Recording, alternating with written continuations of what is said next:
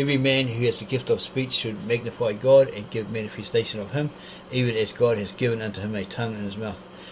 We might indeed have saved, he says, they might have indeed saved their beloved brother from the vengeance of his enemies, if everything had not come to pass so quickly, and if their laws had not prohibited them from interfering in public matters. Nevertheless, they would have saved him in secret, as he fulfilled his divine mission in the sight of all of the universe and the Brotherhood. Right? Indeed, that a man die for his faith does not increase the glory of God, but that he, full of devotion and divine confidence, suffered himself to be subjected to martyrdom for his faith, and this resolution, firmly fixed in mind, constitutes the fulfilment of a work, with a work in the sight of the world. Therefore, pay good heed or attention to what this guy now tells you. Just took it to all the brethren, right? Or whoever's reading this letter, that you may judge for yourselves of the rumours that have reached you hence and from Rome. Here is the large vacant place in the document, caused by the destroying influence of time, the deciphering of which is not possible from the still existing remains. The procession in which was the doomed Jesus and two thieves wound its way out of the entrance into the valley, to the valley that leads from Jerusalem to Golgotha, the place of execution. The women cried loudly when they beheld Jesus almost sinking down under the weight of the cross, and his wounds from the scourging he had undergone, bleeding profusely. Having arrived at the barren mountain ridge Gileon, where nothing grows, and which lay on the north side, through which the lonely valley of death winds its way, they halted, and Jesus fell to the ground, his tortured body losing all its strength. Meanwhile, the Roman soldiers were selecting places for erecting the crosses. This done, they desired to prove their sympathy with the sufferers by giving to them a drink that made them unconscious, according to the custom before crucifixion. This drink was made from sour wine mixed with wormwood, and was called Tosca. Remember wormwood in, I think it's the Book of Revelations, where something hits these waters, and it's called wormwood, and it turns everything sour. It's undrinkable. Yes, it was called Tosca. But Jesus did not wish to die for his faith and the truth as a drunkard. Wherefore he refused to drink of it, having knowledge from the order of the qualities of the mixture, which he knew by testing it. And the crosses being erected, the time was now come when the punishment was to be inflicted on Jesus. The first ceremony was to tear his clothes from his body, but in order that this might be done, it was necessary to divest him of the soldier's mantle that he wore after the scourging, or that red cloak, right? Even the Spartans had red one, it was signifying blood or something like that. Etc., etc., the power of blood, whatever. So he had to get rid of that after getting the whipping, and he put on him his own clothes, which later were then torn off his body as the law requires. Crucifixion, probably, right? Is part of the process. At the request of the servants of Sanhedrin, the cross designed for Jesus was placed in the middle between those for the two thieves, thereby denoting that his was the greatest crime. They had even distinguished his cross from the others, for although they commonly were constructed in such a manner that the perpendicular beam did not reach above the cross beam, his was of different form, the perpendicular beam reaching far above the cross beam. They then laid hold of Jesus and lifted him up, placed him on the short stake, which is always put in front of each cross, that the body of the criminal may rest there while being tied. They tied the arms as usual with strong cords, so tightly that all the blood went back to the heart, and breathing was thereby made difficult. In the same manner they tied his feet and wound halfway up his legs strong cords, which also drove the circulating blood back to the heart. After this they drove through his hands thick iron nails. Well, it's actually been said by scientists and all that sort of stuff that it was actually through the wrists, because through the hands, the sheer weight, the gravity pushing down on him would just tear him off. Wouldn't be able to lift himself up, or that sort of stuff. But none through his feet, for this was after this they drove through his hands thick iron nails, but none through his feet, for this was not customary.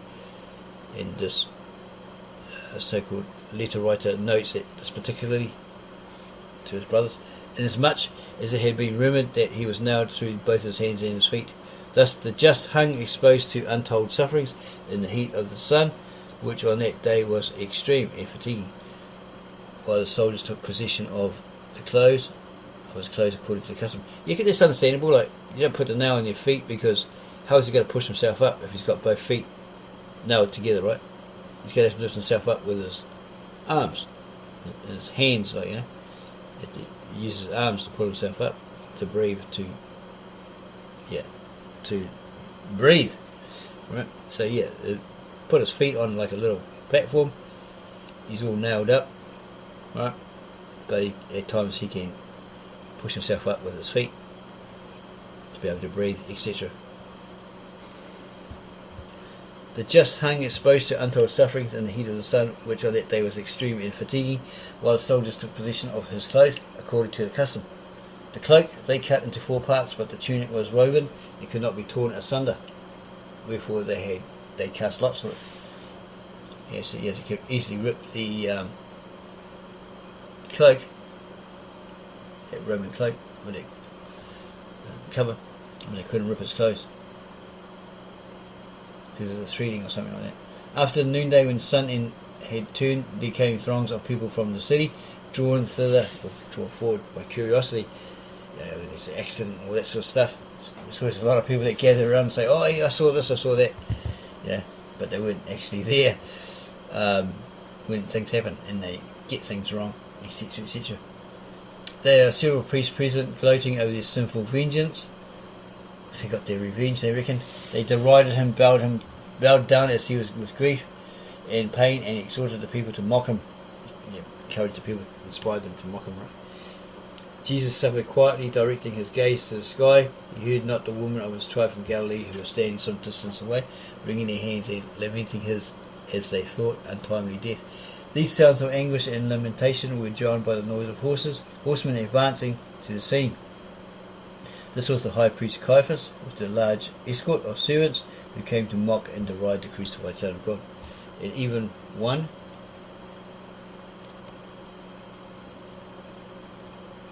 of the crucified thieves joined with them in deriding him, for he had secretly hoped that Jesus would have delivered both himself and them through a miracle. Now the Romans, in derision of the Jews, fixed a tablet or plate on the cross, probably just to pee them off, right? Derision, maybe it's dislike of the Jews, maybe. Over his head were on in 4 different languages. They designated him King of the Jews. This deeply angered the priests, but inasmuch as they feared Pilate, they exhausted their wrath by mocking Jesus. Darkness descended over the earth, and the people returned to Jerusalem. So what would those 4 languages be? The Latin, Aramaic, Hebrew, and maybe Greek. Not too sure. Maybe. Some people have suggested Tamil. It's like, what? Darkness descended over the earth, and the people returned to Jerusalem. But Jesus' disciples, his friends, and the elders of the Holy Order, of the Brotherhood, remained on Golgotha, the order having nearby a colony for worship and for partaking of their feast of love. And Jesus, recognizing his mother among them, the weeping woman from Galilee, standing close by the silent John the evangelist, not John the baptizer, because he was dead, right? Jesus called out loudly. This is probably John the Revelator as well. Jesus called out loudly in the anguish of his pain, citing the 22nd Psalm, praying God thereby to deliver him from his sufferings. There were still a few Pharisees remaining on the mountain who intended mocking him, but because they had expected and hoped that Jesus would descend from the cross, the worldly Saviour of the people, and as this had not come to pass, they felt themselves deceived and were therefore angry. So they thought that he'd get off the cross and he'd wipe out the Romans or something like that and restore Israel back to the Jews. But he didn't get off it, right? He stayed up there.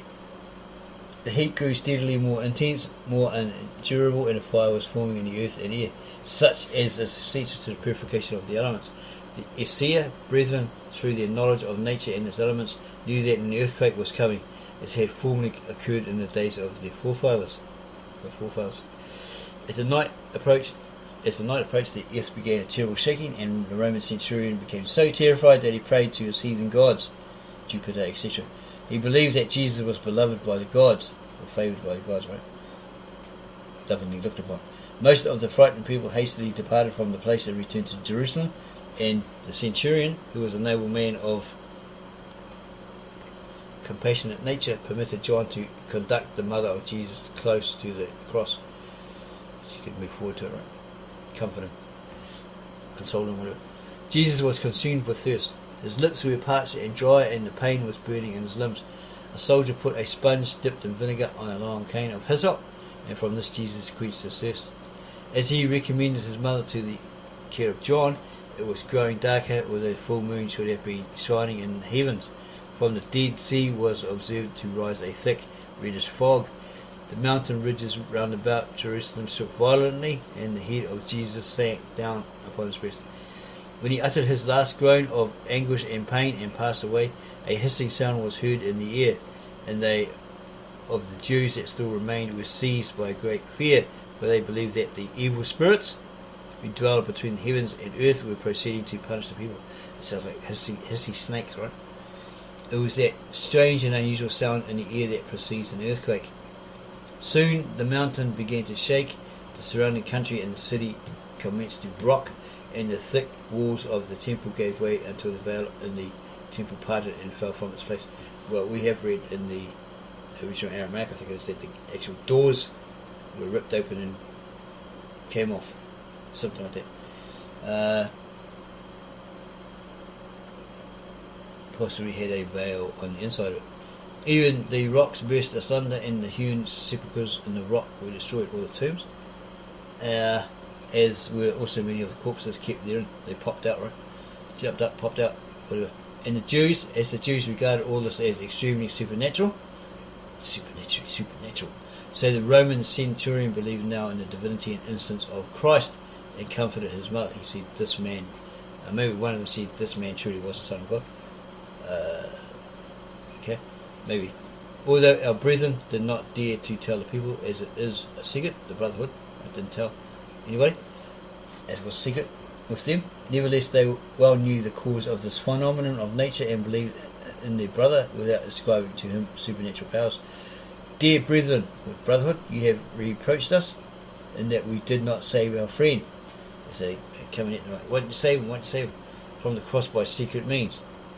You know, that secret methods, they say certain things or whatever, you know, and they get him off. Yeah, but this writer says, I only need to remind you, them that the sacred law of the order prohibits them from proceeding publicly and from interfering in matters of state. So they couldn't do anything. Even they had those powers, there was this rule, you can't interfere. Moreover, two of the brethren, influential and experienced, did use all the influence of Pilate in the Jewish council in behalf of Jesus, but the efforts were frustrated in that Jesus himself requested that he might be permitted to suffer death for his faith, and thus fulfill the law. For as you know, to die for truth and virtue is the greatest sacrifice a brother can make of that brotherhood. Right?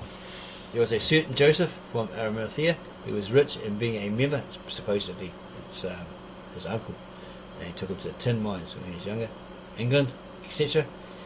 He was much esteemed by the people. He was a prudent man, and whilst he did not appear to belong to any party, he was secretly a member of the sacred order, the Brotherhood, and lived in accordance with the laws. His friend Nicodemus, who was a Pharisee, was a most learned man and belonged to the highest degree of the order. Okay, he knew the secrets of the therapeutes and was often together with them. Now it so happened that after the earthquake and many of the people had gone away, Joseph and Nicodemus arrived at the cross. They were informed of the death of the crucified in the garden of the brethren, not far from Calvary. Although they loudly lamented his fate, it nevertheless appeared strange to them that Jesus, having hung less than 7 hours, should already be dead.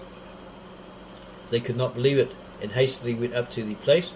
There they found John alone, he having determined to see what became of the beloved body. Joseph and Nicodemus examined the body of Jesus, and Nicodemus, greatly moved, drew Joseph aside and said to him, as sure as is my knowledge of life and nature, so sure is it possible to save him. But Joseph did not understand him, and he admonished us that, with the brothers, or those two, whatever, that they should not tell John of what they had heard. Indeed, it was a secret which was to save the brother from death, or Jesus from death. Nicodemus shouted, we must immediately have the body with its bones unbroken, because he may still be saved. Then, realizing his want of caution, he continued in a whisper, saved from being infamously buried. He persuaded Joseph to disregard his own interest that he might save their friend by going immediately to Pilatus and prevailing upon him to permit them to take Jesus' body down from the cross that very night and put it in a sepulchre hewn in the rock close by, and which belonged to Joseph. And this letter writer understood that what he meant remained with John to watch the cross and prevent the soldiers from breaking his bones of Jesus. No corpse is allowed to remain on the cross overnight, and the next day being Sunday, they would then take them down and bury him early. Yeah, that's breaking up the bones to see if they're still alive. The Jewish council had already demanded of Pilate in order to the soldiers to break the bones of the crucified that they might be buried. Soon after Joseph and Nicodemus had departed, each one on a sacred mission, a messenger arrived bringing the order to the centurion to take down the corpses and bury them. The writer himself was greatly agitated by this information, for he knew if he were not handled with great care he would not be saved, and still less if his bones were to be broken. Even John was dismayed, though not from fear of the plans being frustrated, for of these he did not know, but he was deeply grieved at the thought of seeing the body of his friend mutilated, for John believed that Jesus was dead. As the messenger arrived, this letter writer hastened to him, thinking and hoping that Joseph already might have seen Pilate, a thing of which there in reality was no possibility. "Does Pilate send you?" he asked of him, and he answered, "He came not from Pilate, but from a secretary who acts for the governor in such unimportant matters." The centurion, observing this writer's anxiety, looked at him, and in the manner of a friend, he said to him, "You have seen that this man that is crucified is an uncommon man." He's the ordinary man, right? But he's not like any other man. "Do not maltreat him, for a rich man among the people is now with Pilate to offer him money for the corpse, that he may give it decent burial." And he says, "My brothers, I must here inform you that Pilate often did sell the bodies of the crucified to their friends, that they might thus bury him." And the centurion was friendly to him, inasmuch as he had conceived from the events that Jesus was an innocent man. And therefore, when two thieves were beaten by the soldiers with heavy clubs and their bones broken, the centurion went past the cross of Jesus, saying to the soldiers, "Do not break his bones, for he is dead." And a man was seen rapidly approaching along the road from the castle of Antonia to Calvary. He advanced to the centurion and brought to him the order that he should quickly come to Pilate. The centurion then questioned the messenger to learn what Pilate wanted of him at so late an hour of the night. The messenger answered that Pilate desired to know if Jesus was indeed dead. "So he is," said the centurion, "therefore we have not broken his bones." To be the more sure of it, one of the soldiers struck a spear into the body in such manner that it passed over the hip and into the side.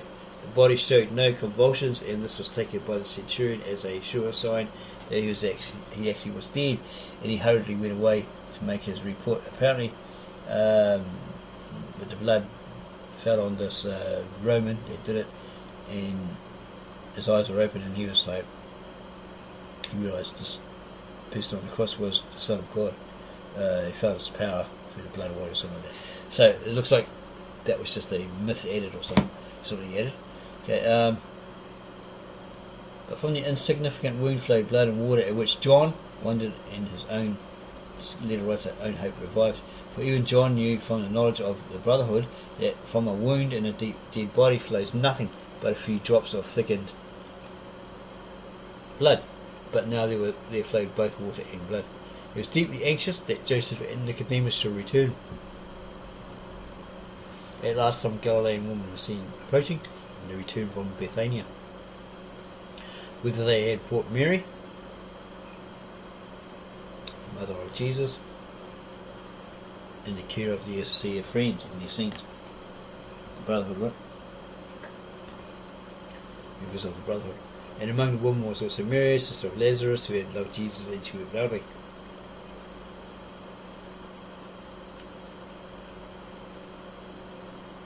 Okay, carries on.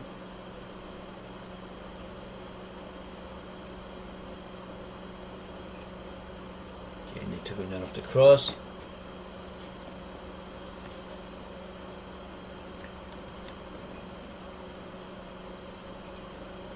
added spices and healing salves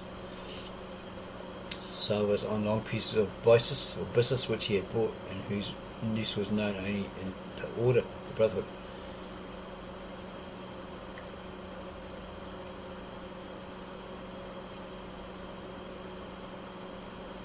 These spices and salves had great healing power and were used by the Esseer brethren of the Essenes, who knew the rules of medical science for the restoration to consciousness of those in a state of death like fainting.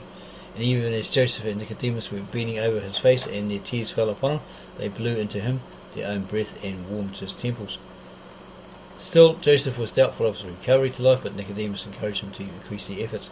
Nicodemus spread balsam in both the nail-pierced hands, but he believed that it was not best to close up the wounds on Jesus' side, because he considered the flow of blood and water therefrom helpful to respiration and beneficial in renewing of life.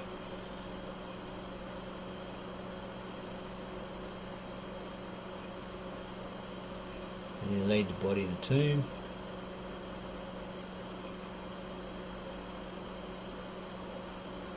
He smoked the grotto of that tomb with aloe, like you do when you're cleansing a house.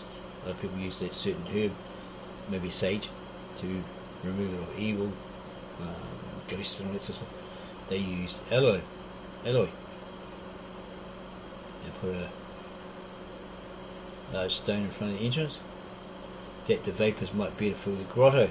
This done, John with some others went to Bethania to comfort his grief-stricken mother.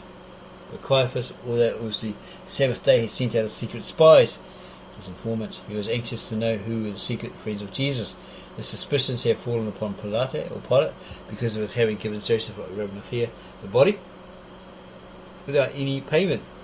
He, being rich, a rabbi and a member of the High Council, who never had appeared to take any interest in the case of Jesus previously, but who now had given his own place of burial for the crucified.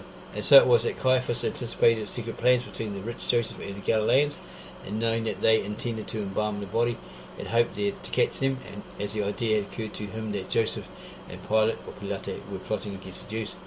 Fear of this caused him great anxiety, and for this reason he hoped to discover some secret means of accusing Joseph and having him thrown into prison.